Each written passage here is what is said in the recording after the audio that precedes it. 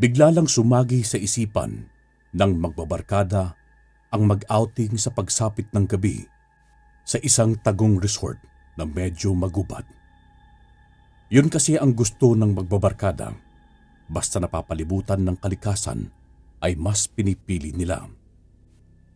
Kaunting paglalarawan lang. Si Elise lamang ang babae sa grupo at silaw lamang ang tunay na lalaki. Si Elle, Zai at Ron ay mga silahis at si Raya ay isang binabae dahil mahaba ang buhok nito at pambabae ding manamit. Naganap ang kwentong ito noong April 10, taong kasalukuyan. Naisipan ng magbabarkada na mag-search ng mga resort para sa susunod nilang sahod ay maaari nilang mapuntahan. May kanya-kanya kasi silang racket na kahit ang iba ay underage pa. Si Elise na 16 years old ay nagsusulat. Si Ron na 36 nagtatrabaho sa opisina. Si Zai at Lau na 17 years old na kasalukuyang TikTok influencer. At si Elle na 16 years old pero pinagpala sa yaman ang pamilya. At si Raya na 18 years old sumasideline sa pagmamakeup. Nakita nila online ang resort na napapalibutan ng gubat. Aksaktong malapit lamang sa kanila at pasok sa budget ang entrance fee. Kaya kahit hindi planado ay talaga namang nagkanya-kanyang ambagan na sila at empake ng mga susuuting damit.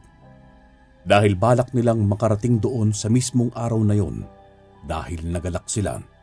Bukod sa hilig nila ang malalalim na sisiran, ayon sa review, maganda daw talaga ang lugar. Masaya silang bumiyahe, nagkakantahan at kulitan pa sila noon hanggang sa mapasok nila ang isang liblib na baryo. Tumigil sila sa kanilang kantahan at nagmasid sa paligid dahil para silang nasa gitna ng gubat. Medyo madilim pero mas nagalak sila noon. Sa katunayan kasi, malakas ang loob ng bawat isa sa kanila at sabihin na lang natin na malaki ang tiwala sa sarili. Naniniwala naman sila sa mga nilalang na hindi natin nakikita pero hindi naman sila natatakot. Ang ganda! Sana naman makapag-camping tayo sa ganito katahimik na lugar. Ang ganda nga sobra. Kung pwede lang tumigil dito talaga tayo matutulog eh.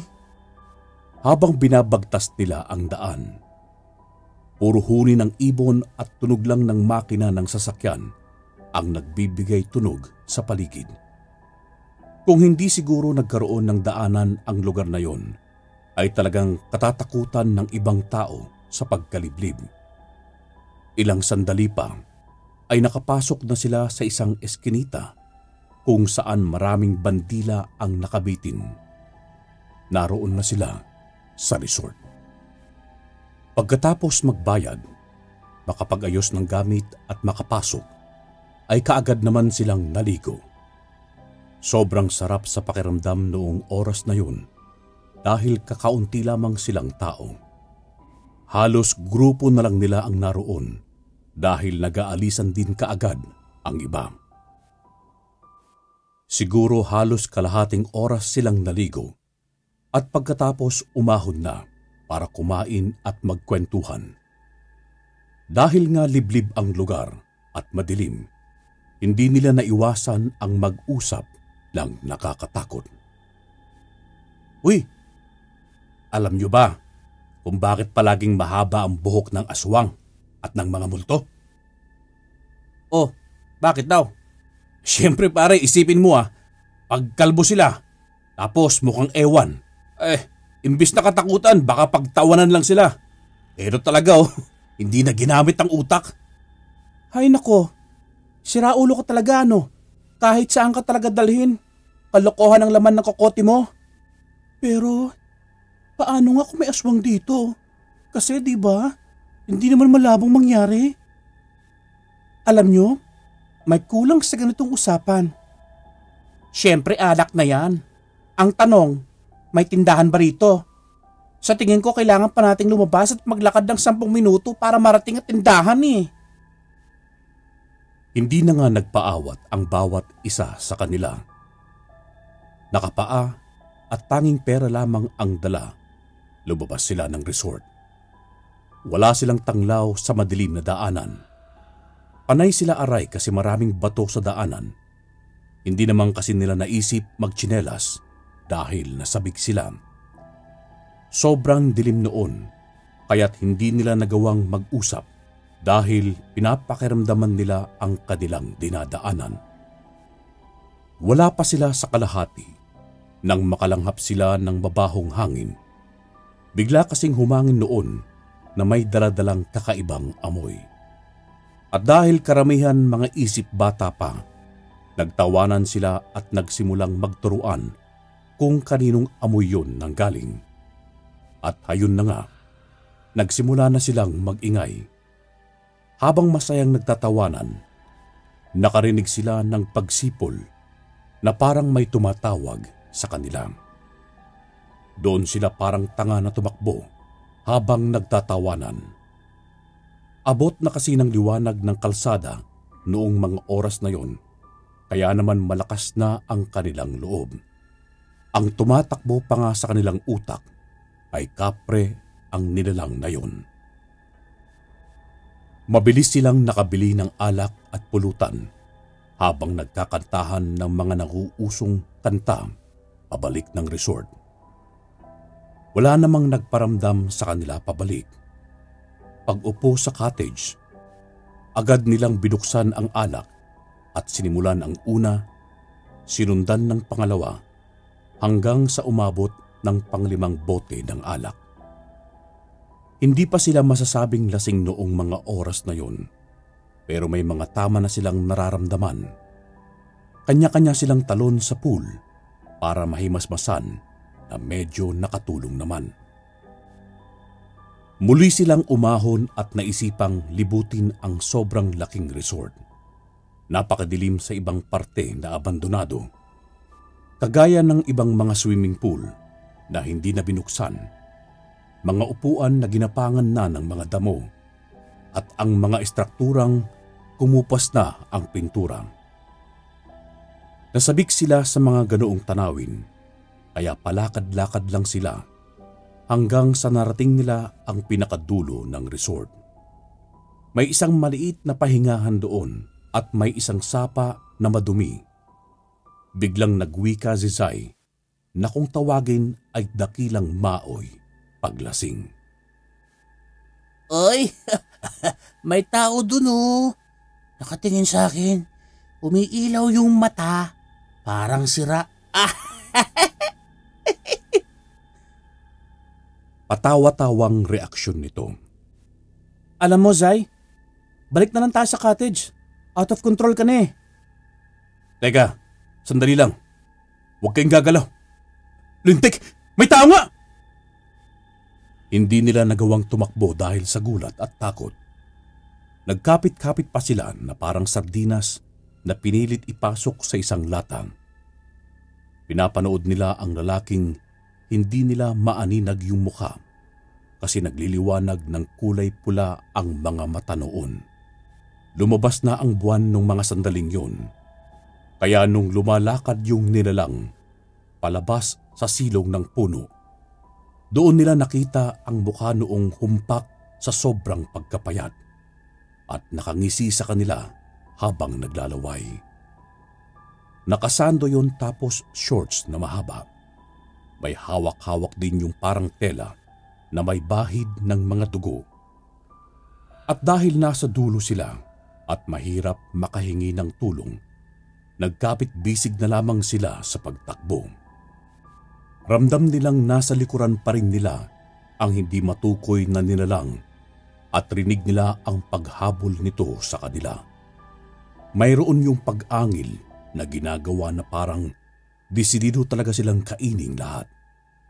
Mahigpit ang kapit nila sa bawat isa habang tumatakbo at hindi na alintana ang mga nadadaanan nilang halaman at mga tinik. Ang mahalaga, makaligtas silang lahat sa nilalang. Narating nila ang medyo malapit na parte sa pool kung saan naroon ang mga lifeguard at mga security guard na nakatambay. Kaagad silang nagsisigaw para humingi ng tulong. Kaagad namang rumisponde ang mga gwardya at inihatid sila sa cottage para makinig ng kanilang salaysay. Inilahad nila ang mga naganap sa likuran ng resort na talaga namang nagpaputla sa isang lifeguard. Ayon dito, may isang matandang lalaki kasi ang naging palaboy dito sa barangay na to. Madami nagsasabi na baliw daw yan kasi nananakot palagi ng mga bata. Pero madami din ang nagsasabi na aswang siya. Kawawa nga eh. Pero ganun talaga ang pinapaniwalaan ng mga tao. Ngayon, kumpirmado na kaya hindi rin kami nagkamali na pinabayaan na lang ang parte na yan ng resort. Dahil alam naming dyan nagsusuot yung matanda. Pagpasensyahan nyo na at naway wag nyo nang ipagsabi ang mga naganap sa resort namin. Tumango na lamang ang magbabarkadang kinakabahan pa din at hindi makapaniwala sa nangyari. Kaagad na silang nagbanlaw at nagbihis ng mga pangalis. Balak nilang lisanin ang resort at ayaw nilang papadaig sa takot na kanilang nararamdaman. Umalis sila ng oras na yun na blanko. Hinatid sila ng mga security guard ng resort hanggang makarating sila ng main road. Nagpasalamat sila sa security guard ng resort. Ayon kay Elise, habang nasa loob daw sila ng sasakyan, naisipan niyang sumilip sa kanilang pinanggalingan. Nakita niya daw yung lalaki na humabol sa kanila na nakatingin ng mabalasik at nakatayo doon na parang nagbabanta. Madaming iniwan na bilin ang mga tauhan sa resort na kesyo pag-uwi nila ay marapat na maghanap sila ng albularyo. Pagkatapos nilang magpahinga ng buong gabi at paggising sa umaga, tumungo agad sila sa bukid sa kanilang albularyo at mabuti nga daw ay ginagawa nila. May tinanim daw kasi sa kanila ang aswang para masundan sila nito kahit saan man sila magtago. Sobrang takot na sila noon dahil noong nagsumbong sila sa kanya-kanyang pamilya at sangkatutak na sermon ang kanilang napala. Lumipas ang ilang mga araw at muli silang nabuong anim sa bahay ni Elise. May nakwento si Ron na habang nagsasampay daw siya noong isang hapon, nakaamoy naman daw siya gaya nung naamoy nila noong nasa resort. Tapos nakarinig din daw siya ng pamilyar na pag-angil. Kaagad daw siyang pumasok sa loob ng kanilang bahay at pagkatapos noon, hindi na naulit pa. Nagmatyag sila sa araw-araw hanggang sa lumipas na ang isang linggo at tahimik na. Hanggang ngayon, takot na takot pa din sila sa dilim, lalo at sabay-sabay silang kumakain sa labas at 10 oras na ng gabi kung umuwi. Pero hindi baling ganoon, basta hindi na sila pupunta sa resort ng aswang. Ang karanasang ito ay naganap noong Setyembre. Walang eksaktong araw. Taong 2020 sa lugar ng Bulacan. Hilig nilang magbabarkada ang kumain ng sabay-sabay sa gabi. Minsan mami at madalas sizzling. Nagkalat kasi ang mga ganoong kainan sa lugar nila. Only rice, only soup, only gravy, at only juice. Sulit na sulit sa mga pagod na pagod palagi sa paghilata lang magdamag. Hilig talaga nilang kainan ay yung malapit sa palengke. Kasundo na kasi nila ang mga tauhan doon na hindi naman nalalayo ang edad sa kanila at hindi na rin sila nahihiya manghingi ng sobrang daming anli. Umiikot lamang sila sa 2 kainan sa palengke at sa dulong bayan. Ganon lang ang gawain nila na halos araw-arawin na. Isang gabi habang kumakain sila sa sislingan sa palengke, naisipan nila ang magbiruan. Pag binuksan siguro yung tiyan ko, puro sisig na, no? Baka maglaro ka na rin sa putik niyan, Jeff. Anay ka baboy eh. Habang nagbibiruan, umukaw sa kanilang atensyon ang usapan sa kanilang harapan. Yung mga waiter yon na nagsaserve. Nagbukas daw sila ng bagong branch sa bukid, sa barangay mismo na tinitirhan ng magbabarkada. Kaya kaagad silang nasabik kasi kayang-kaya nila yung lakarin. Habang nasasabik sila, parang hindi naman masaya si Alvin. Ayon kasi dito ay hindi ligtas ang kumain ng gabi sa gitnang bukid, lalo na kung nakalokasyon sa kanilang barangay malapit sa ilog. Lalo na't 10 oras pa sila ng gabi kumakain palagi. Teka, hindi natin alam ang panganib doon. Noong kabataan ko, iyang lugar na yan ang pinakakinatatakutan ko at na ang buong baryo. Ang tagal ng abandonado niyan. Ngayon lang ulit nagkabuhay. Oh, parang hindi kaya atang nabuhay yung lugar na yan ah. Ang gara mo naman pre. Puntahan lang natin minsan. Kaya nga, ewan ko ba bakit kang laging takot sa bukid na yun? Gusto ko sana magsabi pero wala naman ata kayong balak maniwala eh. Sige na tol. Ugad kasi ng mga aswang yung kabilang parte ng ilog niyan tol. Nung kabataan ko, madaming bangkay na nakikita dyan. Hindi lang nila pinapakailaman yung mga naninirahan sa gilid ng ilog para hindi na sila madamay. Baka naman wala na yan ngayon. Grabe takot mo sa lugar na yan ha. Hayaan mo tol, buo naman tayo. Tsaka tipid din sa pamasahe, di ba? Hindi na lang umimik si Alvin. Madami pa sana siyang gustong sabihin na mga sarili niyang karanasan sa lugar na yon. Kaso baka isipin ng mga barkada niya na nananakot lamang siya at baka mapahiya siya dahil pagtawanan lang siya ng mga ito. Kinabukasan sobrang lakas ng ulan. Napakalamig ng paligid. Magkakasama sila noong nanonood ng telebisyon at napagkasunduang kumain na lang sa sislingan sa bukid pagsapit ng gabi. Baka kasi mahirapan silang maghanap ng masasakyan dahil nga maulan ang panahon. Gusto sanang huwag pumayag ni Alvin pero mukhang siya lang ang kukontra kung sakali. Ayun na nga, nagkaambagan na sila para siguradong kasya ang ibabayad nila. Sumapit ang gabi. Tumila ang ulan pero maputik ang daan. Naglalakad lang sila papuntang bukid. Masaya pa ang biruan nila noon hanggang sa nakita na nga nila ang sislingan na walang kumakain at tamang-tama na sila lang. Noong o-order na sila, si Alvin ang iniwan nila para umorder at naupo na sila sa pinakadulong parte malapit sa ilog. Maganda kasi ang tanawin doon at nakaka-relax. Naririnig kasi yung agos ng ilog. Hindi rin nagtagal bumalik na si Alvin pero namumutla ito at naninigas. Uy! Bakit?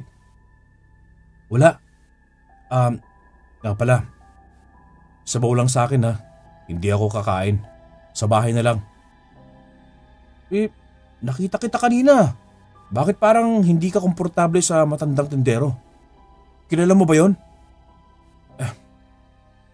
Higit pa sa kilala, Joseph. Bigla lang ako nawalan ng gana kumain eh.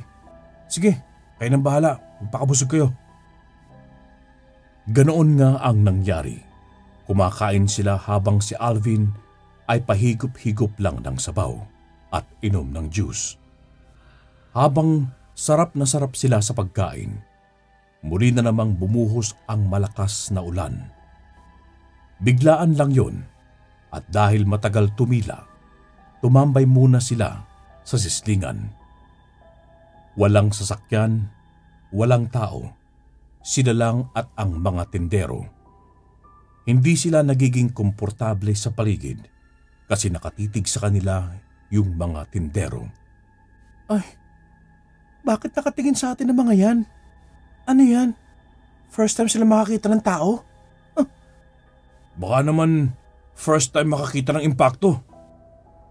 Di ako naniniwala sa impakto. Pero kung makatingin to mga to, parang gusto tayong kainin, no? Napuno sila ng tawanan hanggang sa lapitan sila ng matandang tindero.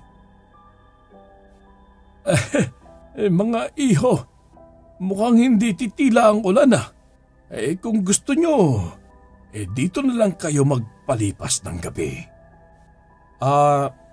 Tatang, pag inabot po kami ng 9:00 at umuulan pa din, lalakarin na lang po namin. Kailangan po namin umuwi. Bakit naman? Baka magkasakit kayo. Mas ligtas at mas masaya dito. Salamat, Manong. Salamat na lang po. Kitang-kita nilang lahat ang talim ng titig ng matanda sa kanila, na akala mo ay sinusumpa ang pagkatao nila at nililibing ng buhay. Tumalikod na ang matanda at bumalik sa kusina. Sa pagtagal mas lumalakas ang ulan. Kaya't pinili nilang maglakad-lakad sa paligid. Noong nadaan sila sa kusina, aksidente nilang narinig ang usapan ng tindero at ng anak nito. Tay, paano mo atakihin yan? Madami sila. Parang hindi mo naman kilala ang tatay nyo. Akong bahala sa mga pasaway na yan. Sa susunod, karne naman nila ang iluluto dito. Nagkatitigan silang lahat at bumalik sa kanilang pwesto at umisip ng plano kung paano sila makakaalis. Noong napagdesisyonan nilang sugurin ang ulan, biglang lumitaw sa kanilang harapan ang mag-ama na unti-unting tinutubuan ng itim na balahibo sa pagmumukha at naging pula ang mga mata. At sa isang iglap, humaba ang mga kuko nito at isa na silang ganap na mga aswang. Nataranta sila noon at nagkakalas-kalas. Nasakal ng anak ng tindero si Joseph, habang si Alvin naman ang pilit sinasakal ng tindero. Ang iba nilang mga barkada ay pilit nakikipaghilahan sa mga ito. Sinubukan nilang sapakin ang nilalang, pero sa dulas ng mga balat nito ay parang walang pag-asang masaktan. Noong nahila nila si Joseph at Alvin, kaagad silang nagtatalon sa labas at sumugod sa malayelong bagsak ng ulan. Sumisigaw sila noon habang tumatakbo at nagkakandara pa na wala na silang pakialam kahit puro talsik na sila ng putik at sugat-sugat na sila sa pagkakadapa. Hinahabol pa rin sila ng mga nilalang dahil sa nakikita nilang umiilaw na mga mata sa likuran nila. Subsob, balentong, tapilok na ang nangyayari, pero walang nagpapatinag at walang napapagod sa kanilang lahat. Kailangan nilang makaligtas at wala dapat maiwan at mawala sa kanila. Bigla silang napatigil nang marinig nila ang sigaw ni Allison na nanghihingi ng tulong.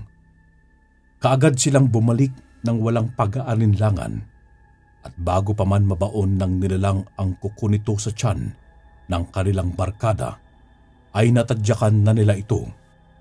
Itinayo nila si Allison at inakay muli. Tumakbo sila pero may kabagalan na dahil napilayan ng sobra si Allison noong hinablot ng aswang.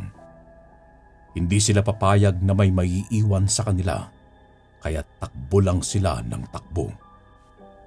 Mas nagiging agresibo ang mga nilalang sa kanilang likuran dahil palakas ng palakas ang pag-angil ng mga ito at pagtakbo dahil sa pagtalsik ng mga baha sa kanilang likuran na animoy may motor na sumuong sa baha. Malayo-layo pa ang mga kabahayan. Pero hindi sila nawalan ng pag-asa. Hindi pa nga sila nakakaraos kay Allison. Si Jeff naman ang nagsisigaw. Nakatayo yun habang nakakapit ang nilalang sa kanyang paa at kinakagat. Nakikita nila kasabay ng tubig yung dugo. Aray ko! Aray! Tulong! Tulong Baka may rabies to! Sira ulo! Walang rabies yan! Tadyakan mo yung ulo niyan gamit kabilang paa mo! Bilis! Ginawa naman ni Jeff ang sinabi ni Alvin. Pinagtatadyakan niya ang nakakagat na aswang sa kanyang paa. Nakaagad namang kumalas at nagalit. Dalawa na ang inaakay nila. Sige pa rin sila ng takbo hanggang sa marating nila ang ilang mga bahay. Kahit masakit na ang kanilang mga lalamunan, grabe na ang kanilang mga sigaw para manghingi ng tulong. Akala nila walang mapapala ang kanilang pagsigaw, pero isang matandang lalaki ang nagbukas ng bahay niya at dali-dali silang pinatuloy sa loob. Kinuwento nila ang lahat sa matanda. Sobrang bait noon at iisa lang sila ng kwento ni Alvin patungkol sa ilog. Binigyan pala ng may-ari ng zislingan ng trabaho ang mga nakatira doon dahil naaawa siya sa sitwasyon ng mga ito. Alam din ng matanda na aswang ang pamilya na nakatira doon. Ginamot ng matanda ang mga may sugat sa kanila at piniling wag na silang pauwiin dahil paniguradong inaabangan lang sila ng mga aswang sa labas at galit na galit sa kanila panigurado. Puno sila ng pagsisisi at sakit sa katawan. Pilay-pilay sila noong mga oras na yon at parang mga batang paslit na nagipaglaro ng habulan na ang taya ay isang tigre. Naisip nila kung nakinig na lamang sila kay Alvin at mas naging interesado sa kwento nito, hindi na sana nila sasapitin ang ganoong sitwasyon. Kaya magmula noon, kahit malayo ang sislingan, sa bayan na lamang sila kumakain at nangako sa mga sarili na hinding-hindi na muling kakain sa kahit saang sislingan sa bukid. Ilang taon na ang nakakalipas nang mangyari ang kakaibang karanasan ni Jopay. Noong minsan siyang sumama sa family outing ng kanyang kaibigan sa isang gubat para mag-camping. Taong 1978. Baguio. Palakaibigan si Jopay. Kahit saan nga siya dalhin, talagang mayroon siyang kakilala o makikilala. Madaldal at maligalig kasi ang dalaga. Dahilan para magkakilala din sila ni Tonyo. Sobrang tibay ng kanilang pagkakaibigan dahil parehas sila ng ugali at ng mga hilig. Hindi na nga sila mapaghihiwalay, lalo pa noong lumipat sa kanilang baryo ang pamilya nila Tonyo. Maging ang kanilang mga magulang ay nagkasundo na din. Isang araw, habang nagkukwentuhan sila sa bahay ng kaibigan, napansin niya ang isang kasing edad nilang babae na nagdidilig sa mga halaman nila Tonyo. Kaya naman napatanong siya. Ay, Tonyo, sino yan? Tara, ayain mo dito. Umasa pa tayong kakausapin tayo niyan. Anak yan ng kasambahay namin at hindi yan namamansin. Bihira lang yan magsalita eh. At isa pa, mas lalaki pa yan sa akin. Wow! Eddie, tibo siya? Ang ganda niya ha? Oo nga. Kaso, kung makatingin niya nakala mo, kinakatay ka ng buhay eh. Kaya nga hindi ako nagtangka makipagkaibigan dyan.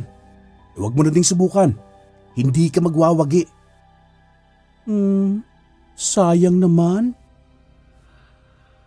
Mula ng araw na yon, tuwing naroon siya kila Tonyo, palagi na niyang nasisipat ang tibo Kaya naman araw-araw din siyang umaasa na magkakasundo silang dalawa pagdating ng panahon. Dahil gusto niyang maranasan na magkaroon ng ganoong klase ng kaibigan. Isang araw, aksidenteng nagtagpo ang kanilang landas nang minsang makakita ng ipis si Jopay na talaga namang sobrang kinatatakutan niya sa bahay nila Tonyo. Nagsisigaw siya ng sobrang lakas sa takot na baka liparan siya nito nang biglang dumating ang babae at hinampas ng tsinelas ang ipis na kaagad namang namatay. Ang babaw mo naman. Parang yan lang eh. Hamak naman ang laki mo kumpara dyan. Wika ng babaeng tinitignan siya ng masama. Kahit na no, anong malay ko kung saan galing yan? Nakakadiri. Teka, huwag kang umalis. Anong pangalan mo? Bakit kailangan mo malaman? Kasi gusto ko. Princess. Nga naman no, babaeng babae yung pangalan mo, pero masiga ka pa sa lalaki kung gumalaw.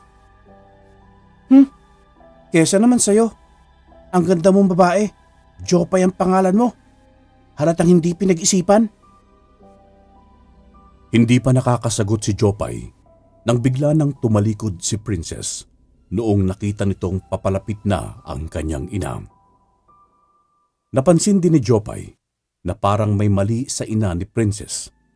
Nakakatakot kasi ang mukha noon. Parang mukha ng makalumang mga tao, tapos namumuti pa yung kaliwang mata na parang bulag. Malalim din ang mga mata nun at lawlaw ang mga balat sa pisngi.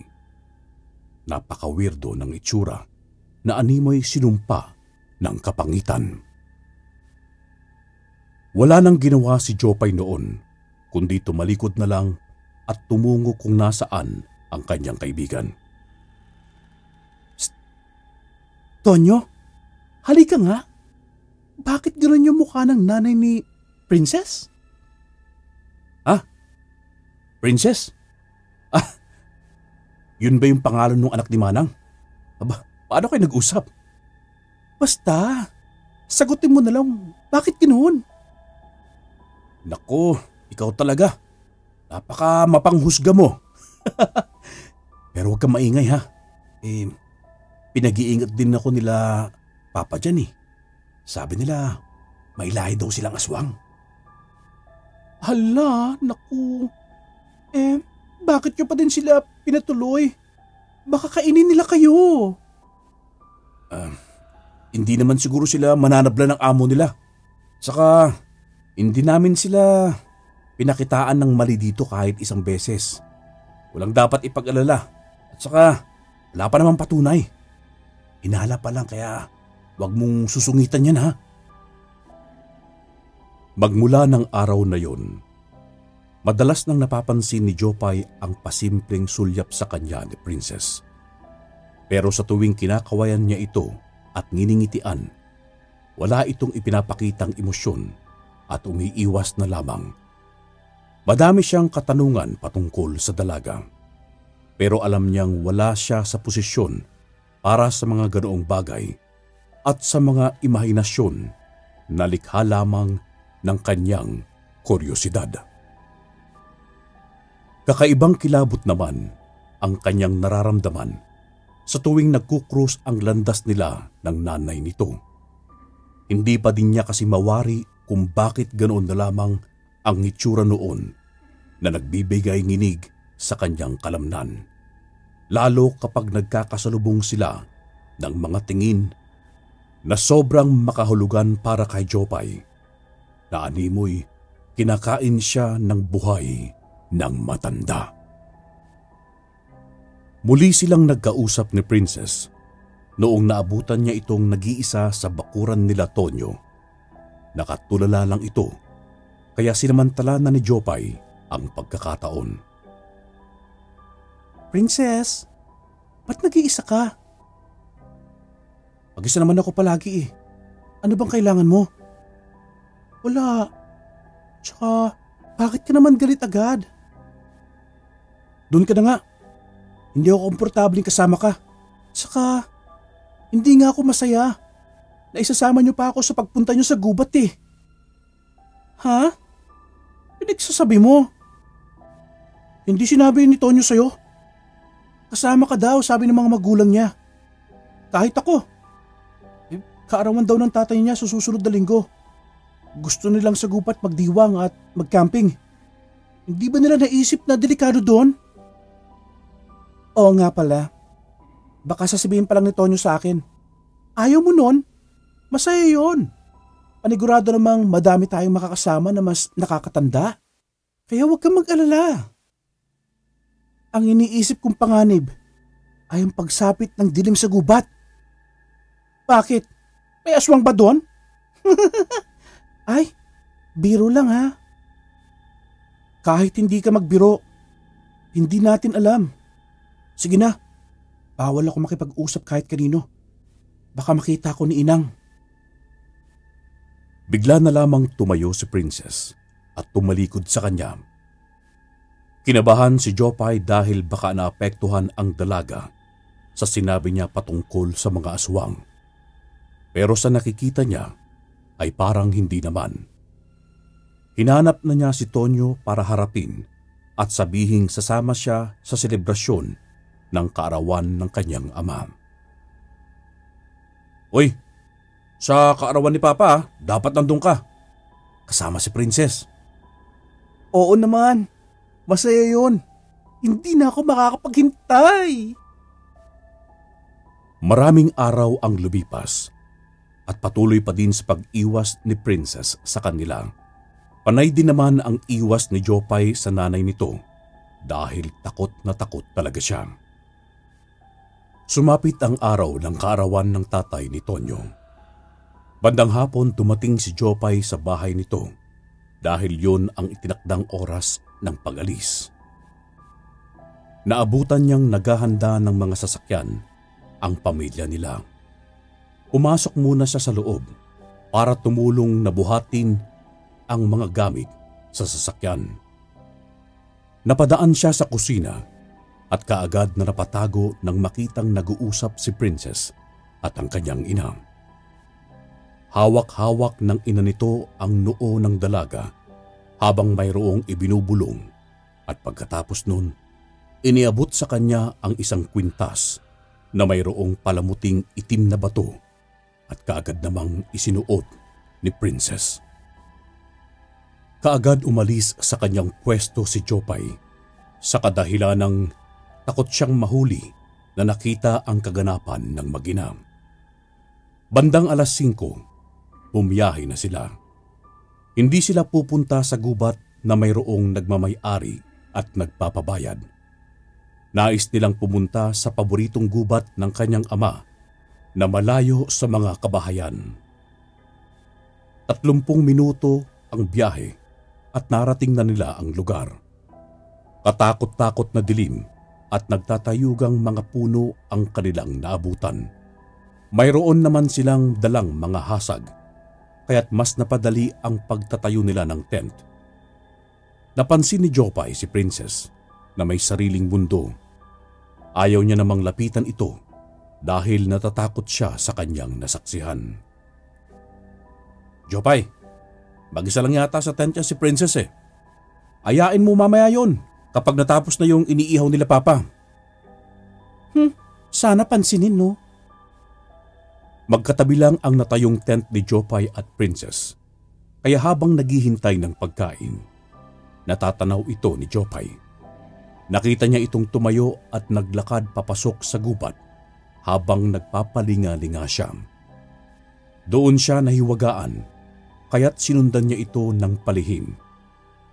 Tunog lamang ng paa nito ang nagsisilbi niyang tanglaw dahil madilim ang gubat. Ramdam niyang lumalayo na sila pero huli na para bumalik.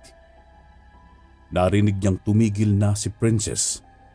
Nangapa siya ng mapagtataguan at nakapa niya ang isang madulas na bagay. Napasigaw siya nang marinig niya itong umangil. May naramdaman siyang humablot sa kanya at halos masukan na siya sa pagkahilo sa sobrang tuling tumakbo ng may hawak sa kanya. Bakit ba kasi sumunod ka pa? Hindi mo ba alam ang peligrong pinasok mo? Ay, Diyos ko. Buti ikaw yan. Nasaan ba tayo? Bakit ka ba nandito? Walang oras sa mga ganyang tanong. Kakatakbo nila. Narating nila ang maliwanag na parte ng gubat. Kakaunti lamang ang mga dahon sa matataas na puno noon, kaya tumatama pa din ang liwanag ng buwan. Napansin niyang namumula ang mga mata ni Princess, kaya't napabitaw siya dito. Ha? Totoo ngang aswang ka. Huwag mo akong patayin eh. Sira. Kung gagawin ko, noon pa. Pero masyado kang maganda para kainin ko eh.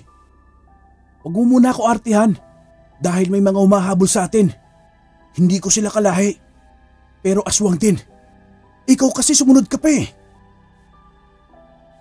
Nakarinig sila ng mga kaluskos at angil ng parang mga baboy sa paligid. Hindi lang isa, kundi 3. Hinanap nila sa buong paligid ang mga yun at nakita nilang papalapit sa kanila.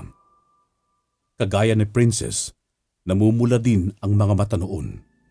Nasa itsurang baboy sila at sobrang lalaki sa normal na baboy. Kulay itim ang kanilang mga balat at nakalabas ang mga pangil. Jopay, kung anong masasaksihan mo ngayong gabi, umaasa akong walang makakaalam. Pag natapos na ito na rin ang huling beses na makikita mo ako. Sayang, akala ko maliligawan pa kita. Hindi nakasagot si Jopay dahil sa takot. Nakita niyang tumuwad si Princess at kitang-kita niya kung papaanong naging dambuhalang asong puti si Princess. Umalulong yun at mayroong lumabas mula sa karimlan na kamukha nito. Sinugod nila ang 3 baboy na sumugod na din sa kanila. Madugong labanan ang naganap sa magkaibang lahi ng aswang. Habang si Jopay naman ay nakatayo lamang habang nanginginig sa takot. Nanalo si Princess at ang mga kasama nitong hindi niya alam kung sino. Natakot pa nga siya nung sinuwag siya nito at isinakay siya na parang kabayo. Tumakbo ito papuntang labasan ng gubat kung nasaan ang mga tent. Binaba siya doon at bigla na lang umalis. Hindi siya makapagsalita noon, kaya't nang makita siya ng mga magulang ni Tonyo, kaagad siyang kinausap. Hinanap din ng mga ito si Princess. Tumawag na sila ng mga pulis para maghalughog sa buong gubat, ngunit wala silang nakita. Kaya't umuwi na lang sila kaagad. Walang lakas ng loob magsalita si Jopay. Hindi siya makapaniwala sa nangyari. Pag-uwi nila, nalaman din nilang wala na din doon ang nanay ni Princess. Kahit anong gamit nila ay wala na doon. Wala naman silang ninakaw at umalis lang. Pero kahit ganoon, naging palaisipan pa rin sa iba ang mga nangyayari. Lumipas ang mga panahon. Naging mag-asawa si Tonyo at Jopay. At doon lang nagkaroon ng lakas ng loob si Jopay na sabihin kay Tonyo ang mga nangyari noong kaarawan ng kanyang ama sa mismong gabi na nawala si Princess.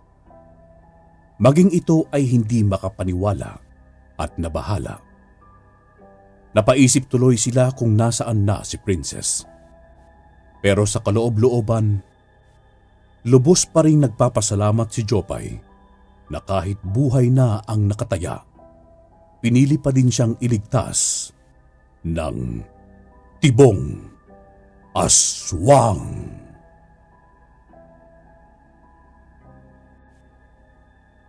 Lumaki sa nanay si Stefano. Hiwalay kasi ang kanyang mga magulang simula noong sanggol pa lamang siya. Nawalan ng karapatan ang kanyang ina sa kanyang panganay na kapatid na si Stephanie dahil wala itong hanap buhay para maitaguyod silang dalawa. Ni boses o mukha ng kapatid ay hindi man lang niya nadama. Wala naman daw balak ilihim ang kanyang ina kay Stefano, pero wala pa daw itong balak sabihin sa binata ang eksaktong lokasyon ng kanyang ama at kapatid dahil natatakot itong bawiin ang anak sa kanya at maiwang mag-isa. Ito palagi ang sambit ng kanyang ina. Mabilis lang ang oras, anak. At mawawala din ako sa mundong ito. Madami kang bagay na matutuklasan at matututunan sa poder ng ama mo. Gusto kong sa akin ka muna hanggang sa huling pagsilay ko sa mundong ito. Palagi nitong ipinapahiwatig na panibagong buhay ang makakamtan niya sa oras na makilala niya ang kanyang ama at hindi niya yun matatanggap kung buhay pa ang kanyang ina. Ayaw naman niyang isipin na mamamatay muna ang kanyang ina bago niya makasama ang kanyang ama dahil pangarap niyang mabuo silang pamilya. Nakinig na lang siya sa kanyang ina kahit labag sa kanyang loob na mangako na hindi hahanapin ang ama hanggat nariyan pa ang kanyang ina. Nakatungtong sa edad na 18 si Stefano nang sinimulan niyang magtanong-tanong sa mga kaapelyido niya sa pagbabakasakaling mga kamag-anak nila yun at kilala ang kanyang ama. Madami siyang napagtanungan at bigo siyang makahanap ng kasagutan pero hindi siya napagod. Hindi alam ng kanyang ina ang lahat ng kanyang ginagawa dahil ayaw niyang masaktan ito. Ang gusto lang naman niyang mangyari, makita ang kanyang ama at kapatid para makausap at mabuo pa silang muli na parang napakalabo na sa mata ng kanyang ina sa hindi malamang dahilan. Isang hapon, habang naglalakad galing trabaho, nakaagaw sa kanyang pansin ang pagtawag sa kanya ng isang lalaking hindi naman pamilyar sa kanya. Otoy, tara dito. Di ba hinahanap mo si Santin? Yung tatay mo? Oo. Bakit? May alam ka ba? Kaya kong ituro sa'yo kung nasan siya ngayon. Pero kailangan mong wag madulas sa nanay mo dahil panigurado masasaktan yon. Ngayon na ba? Tara na. Sige. Sumunod lamang siya sa lalaki. Napakalayo ng kanilang nilalakad at hindi man lang naisipan noong ayain si Stefano na sumakay, basta lakad lang ng lakad na parang hindi nakakaramdam ng pagod. Hindi man lang niya nagawang tandaan ang daan dahil sa pagod, basta't nakarating na lang sila sa magara pero hindi naman kalakihang bahay. Anak, nandito na tayo. Tawagin mo na ang ate mo. Nanigas sa kanyang pwesto ang binata at dahan-dahang lumingon sa kasama niyang lalaki. Kumpirmadong yun na nga ang kanyang ama dahil minsan niya ding nakita ang larawan nito ng isang beses at noong nasilayan niya ito ay doon lamang niya naalala. Pumasok sila sa loob ng tahanan nito. Normal lang. Pero hindi niya maiwasan ang magtaka dahil napakaraming manika ang nakasabit sa mga dingding. At manghahawakan niya nang bigla siyang pinigilan ng kanyang ama. Hindi magiging masaya ang ate mo sa gagawin mo, anak. Teka, ayan na siya. Natuwa ang puso ni Stefano nang makita ang ate niya pero parang nadismaya siya. Maganda pero parang dugyot dahil sa itsura nitong halatang hindi nagsusuklay tapos gutay-gutay kung manamit. Nakangiti yun sa kanya habang naglalakad para yakapin siya. Naku, ang bunso namin, binata na, ang gwapo-gwapo pa. Yumakap na lang din si Stefano sa kanyang ate kahit pa tinitiis niya ang napakalansa at bahong amoy nito. Kaagad din naman yung kumalas at nagpaalam na mayroong gagawin sa kanyang silid. Tay, anong nangyayari? Bakit ganoon si ate? At bakit kayo nagkahiwalay ni inay? May kakaibang karamdaman ng ate mo na mula sa angkan namin, anak, na naging rason ng pagkagalit sa akin ng iyong ina. Ayaw niyang magaya ka sa amin, pero yun ang kapalaran mo. Kaya kung maaari, huwag mong sasabihin sa kanyang nagkita na tayo. Madaming bumabalot na katanungan sa isipan ni Stefano, pero ayaw niya munang biglain sa katanungan ng kanyang ama. Pero mas iniisip niya kung papaanong naging ganoon ang ate niya, gayong napakadaming magagandang bagay at taliwas naman pala sa katotohanan ang ikinukwento ng kanyang ina tungkol dito. Ilang oras din siyang nakipag-usap sa kanyang ama. Pagkatapos ay umuwi na. Masaya pa din siya kahit madami siyang kakaibang bagay na natuklasan. Ang mahalaga, kilala na niya ang matagal niyang hinahanap. Kinabukasan, muli siyang dumalaw sa tahanan ng kanyang ama. Wala ang ate niya doon, kaya habang hindi nakatingin ang kanyang ama, sinamantala niya para usisain ang mga manika doon na sandamukal na nakasabit. Siguro galing to sa mga manliligaw ni ate sa internet. Tapos, nadismaya nung nakita siya. Sabi ng binata sa kanyang sarili. Akmang tatalikod na, pero may nakapa siya sa isang manika. Bakit parang matigas ang nasa loob nun? Piniga niya pa at laking gulat niya nang may pulang likido ang tumulo dito. Nagulat siya tapos inamoy yung nasa kamay niya. Amoy na aagnas. Halos masuka siya noon. Mabuti na lamang may baon siyang alkohol at kaagad na binuhos sa kanyang palad. May nabubuo ng misteryo sa kanyang utak. Madami nang pumapasok sa isip niya na mga kakatuwang bagay. Papaano nga naman kasing may dugo sa loob ng manika ng ate niya? Mas kinabahan pa siya nang maglakad siya dahil marami pa siyang nakikitang manika na malalaki na kasing laki ng tao. Tay, bakit maraming manika si ate? Yan ang nakahiligan niya, anak. Bilang niya daw yan, anak, ha? Huwag mo nalang hahawakan. Bilang? Saan po? Maniligaw? Sobrang dami naman yata. Bilang ng mga kinaiinisan niyang tao at mga mahalaga sa mga taong kinakagalitan niya. Napatahimik na lang si Stefano. Gusto niya sanang sabihin na may dugo, pero natatakot siyang mapagalitan. Hindi naman inaasahan ang pagbuhos ng malakas na ulan. Sakto at dumating na ang ate niyang parang takot na takot mabasa ng tubig.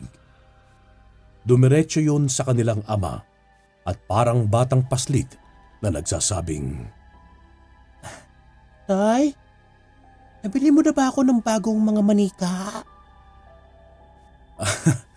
Madami na akong nabiling malalaki. Nandun sa kwarto mo. Ikaw nang bahala. Ikaw naman, Stefano. Dito ka na matulog, anak. Mukhang hindi natitila ang ulan. Mag-isip ka na lang ng idadahilan sa nanay mo bukas. Umayag na lamang ang binata. May isang kwarto naman sa tabi ng silid ng kanyang ate, kaya siguradong magiging kampante naman siya sa pagtulog. Sumapit ang gabi at nahiga na siya. Medyo patak-patak na lang ang ulan, pero may kabigatan. Naririnig niyang tumatawa ang kanyang ate sa kabilang kwarto. Tawa lang ng tawa yon ng walang dahilan. Medyo nahiwagaan si Stefano, kaya naganap siya ng butas para makasilip. Nakita niyang naglalaro lamang ng bagong mga manika niya ang kanyang ate. Napagtanto niyang baka may sakit yun sa utak, kaya nagkakaganoon. Muli siyang bumalik sa pagkakahiga. Nagpapaantok siya kasi lumalalim na ang gabi nang makarinig siya ng katakot-takot na pag-ungol sa silid ng kanyang ate. Wala siyang pagdadalawang isip na sumilip muli. Nakita niyang nakalabas ang mga bulak sa loob ng manika habang may sinisilid siyang katawan ng tao na sinasaksak niya, dahilan para maipon ang mga dugo sa loob. Hindi pa nakontento ang kanyang ate at kinain pa ang ilang parte ng katawan nito. Ngayon, malinaw na at hindi lang baliw ang kanyang ate, kundi isang aswang pa. Nanginginig siya sa kanyang pwesto habang pinapanood ang karumal-dumal na gawain ng kanyang kapatid. Mas kinagulat niya pa ang pagpasok ng kanyang ama at nakikain din. Diring-diri si Stefano at naunawaan na nga ang sinasabi ng kanyang ina. Nagsisi siya na sana sinunod na lamang niya ito. Tinigil na niya ang panonood dahil hindi na kinakaya ng kanyang sikmura ang kanyang mga nakikita. Kaya naman muli na siyang humiga.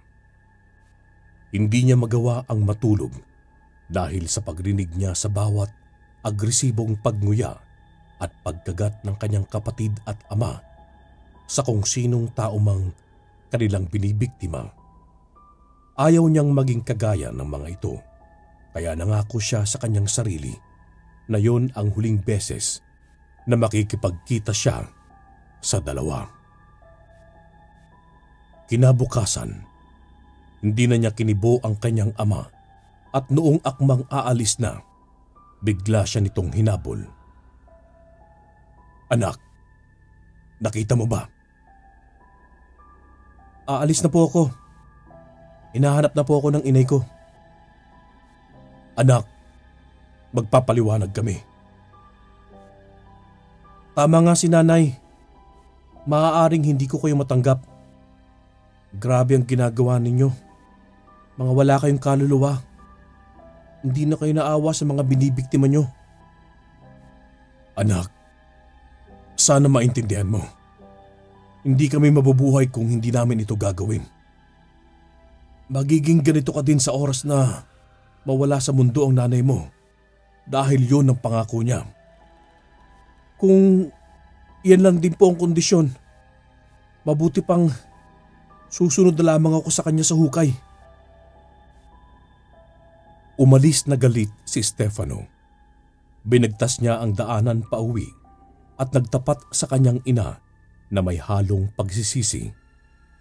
Ganoon na lamang ang hinagpis ng kanyang ina nang malaman ang sitwasyon ng panganay nitong anak. Awang-awa siya kay Stephanie dahil hindi naman yon ang pangarap niyang buhay para sa dalaga.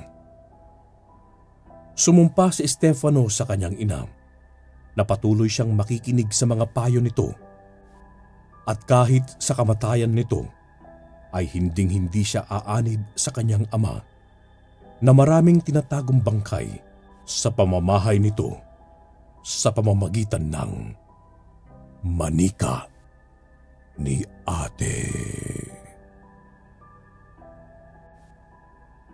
Simula nang lumaganap ang virus, nagsimula ang krisis at idiniklara ng gobyerno ang quarantine. Bawal lumabas ang mga tao, lalo kung hindi naman kinakailangan. Maraming trabaho ang tumigil at lahat ng paaralan ay ganoon din. Lahat na alarma dahil iba na ang sistema, ngunit ibahin niyo si Simon. May pandemya man o wala, palagi lamang siyang nasa loob ng kanilang bahay at naglalaro lamang sa kanyang computer.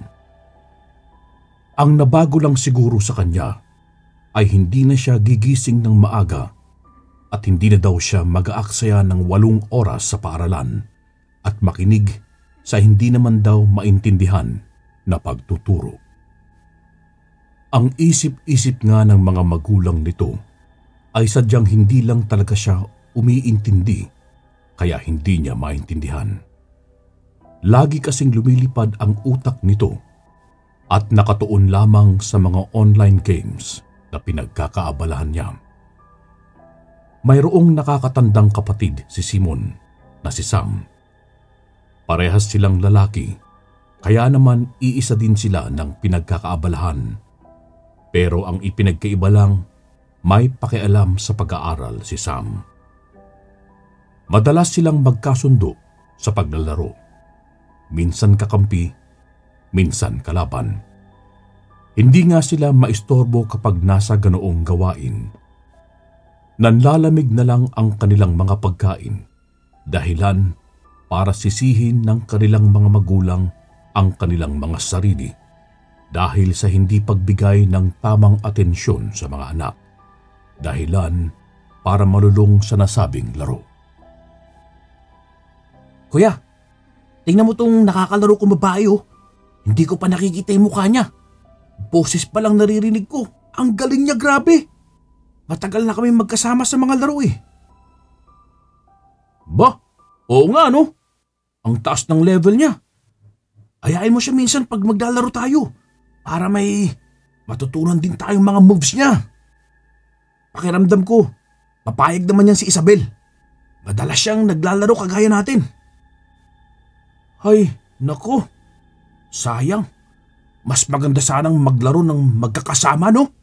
Hanggang kailan kaya tong lintik na pandemyang to? Ewan, kuya. Kahit matagal, wala na akong pakialam.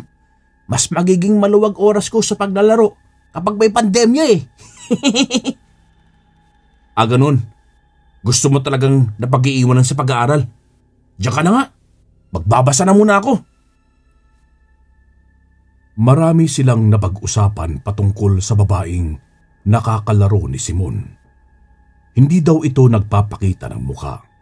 Bagkus ay puro boses lang. Palagi daw noong palusot ay sira ang kamera o di naman kaya ay madilim sa paligid. Noon tinignan din nila ang Facebook account nito. Wala silang nakitang litrato ng dalaga, kundi ang mga litratong duguan at mga brutal lamang. Sa tingin nila mahilig din ang dalaga sa mga misteryo at nakakatakot na mga bagay.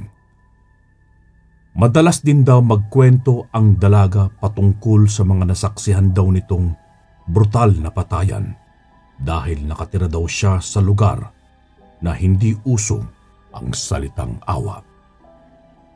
Hindi naman daw naniniwala si Simon doon dahil baka kwentong barbero lang para humanga siya o di naman kaya ay matakot siya. Ni hindi man lang daw niya nakita ang mukha ng dalaga. Tapos sasabihan daw siya ng mga bagay na parang napaka-imposible.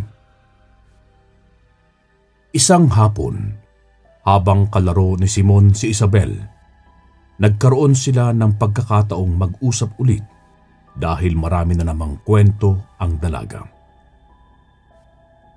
Ay, ang hirap talaga dito sa totoo lang. Kung may pagpipilian lang ako eh. Taga saan ka ba kasi? Bakit parang ang grabe ng mga kinukwento mo sa akin? Barrio 11, Lote 24. Teka, alam ko yan ah. Nadadaanan namin yan ni Papa dati nung bata ko. Pero mahigpit ang mga tao dyan. Hindi basta-basta nagpapadaan. Magpakwento ko na lang sa papa mo tungkol sa lugar namin. Baka sakaling madami kang malaman.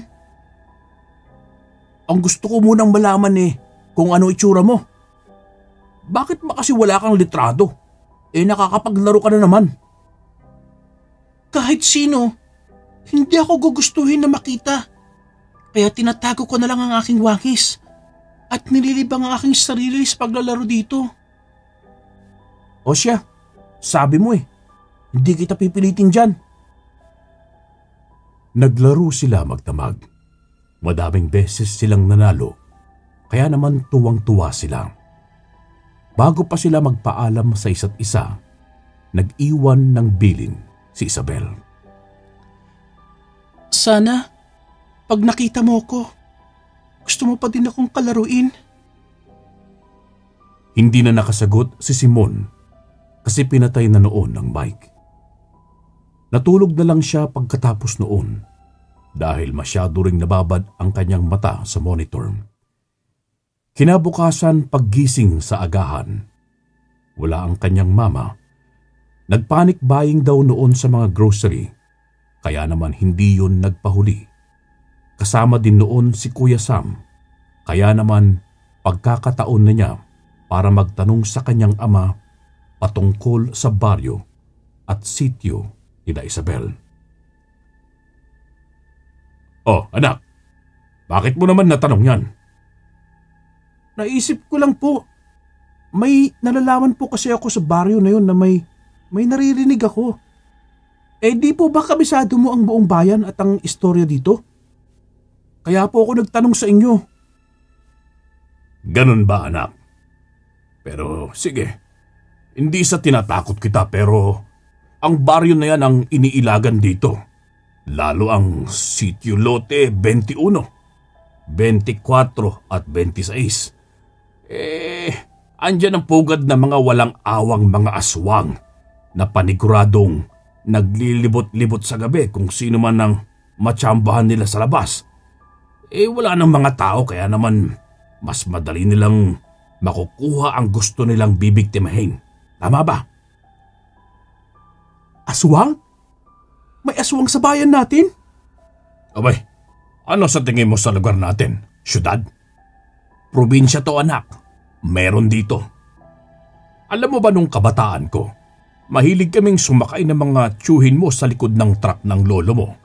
Madalas naming daanan ng Baryo 11 na yan. Dahil dyan talaga ang nag-iisang daan papaakyat ng bundok. Kung saan kami nangunguha ng kahoy para gumawa ng negosyo ng lolo mo ng mga lamesa. Naabutan kami ng hapon noon. Tapos, ginabi na kami sa pagbaba.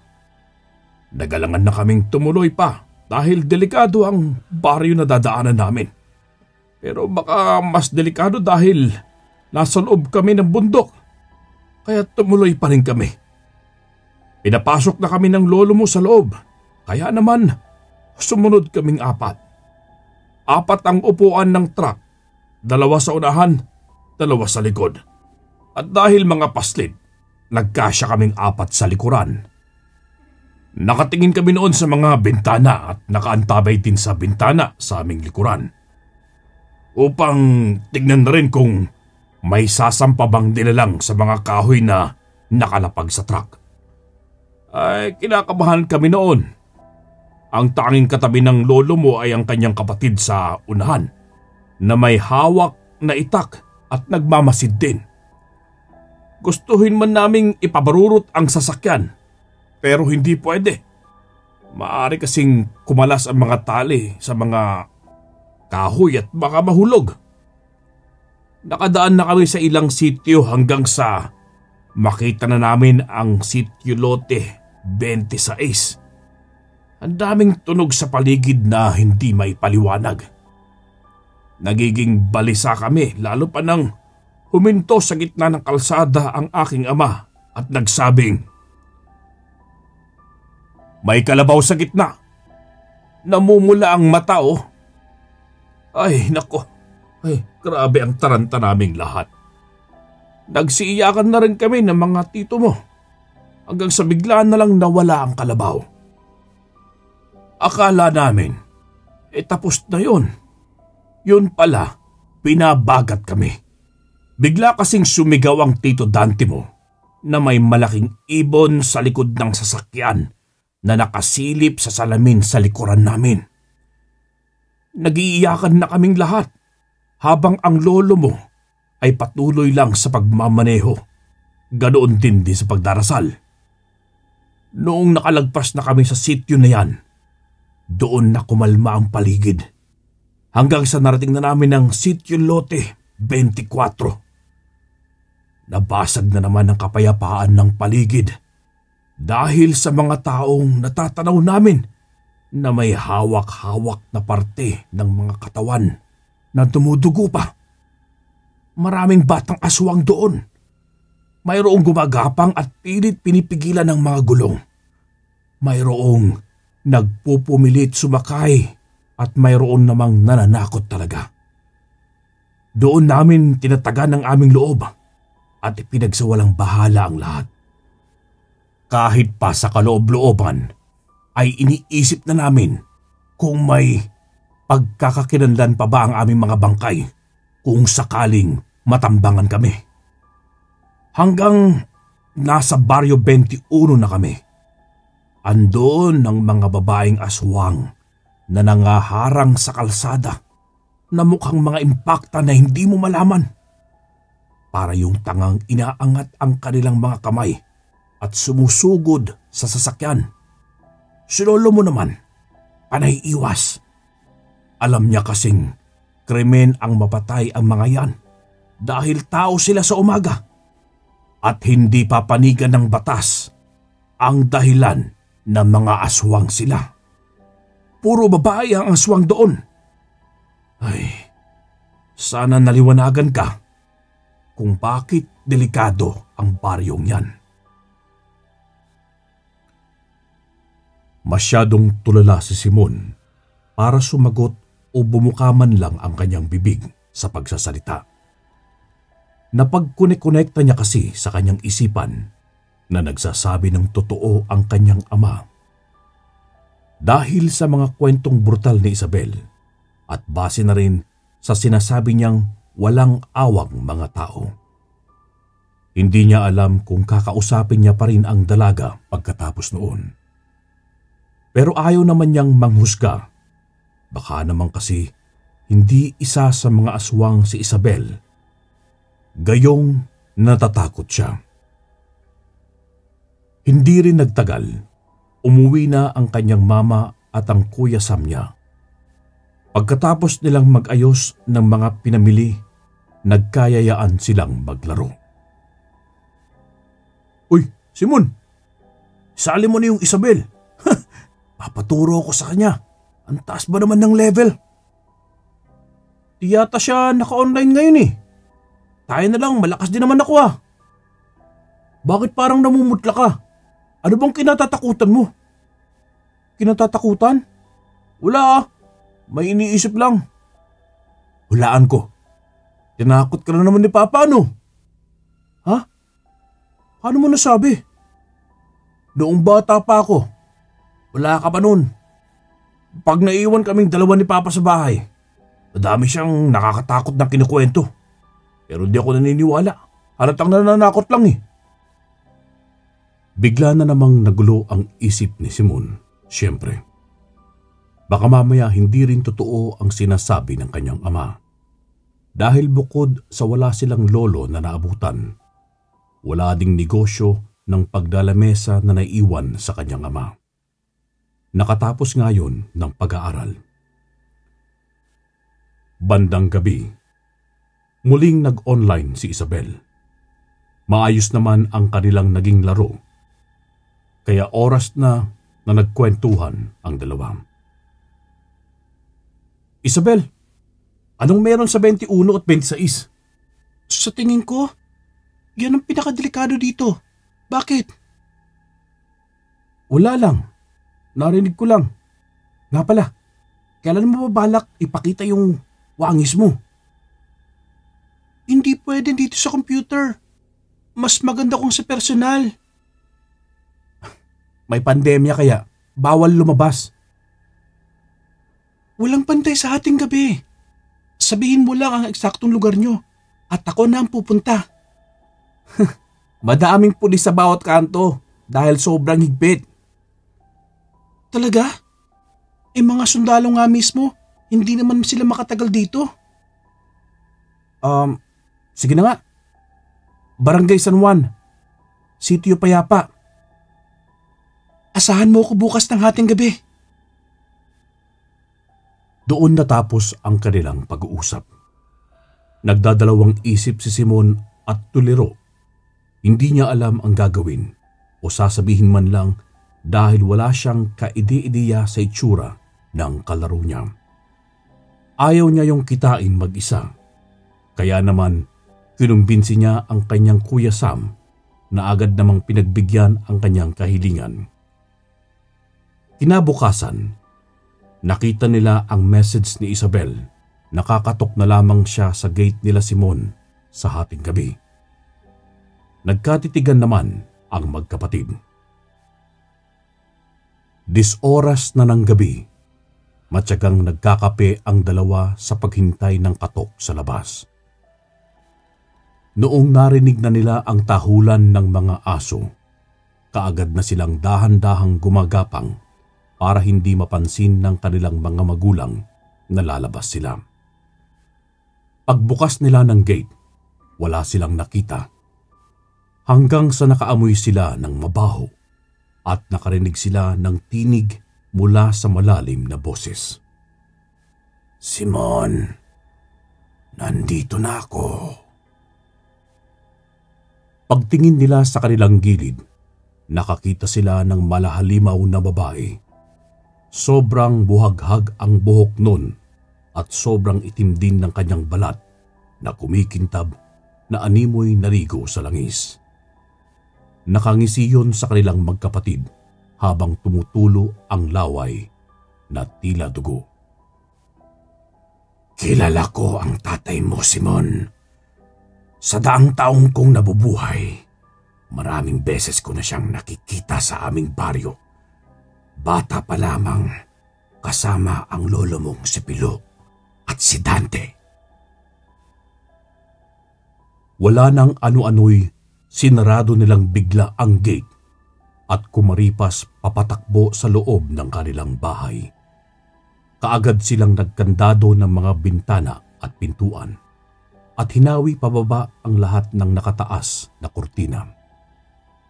Takot na takot ang magkapatid at nanginginig pa.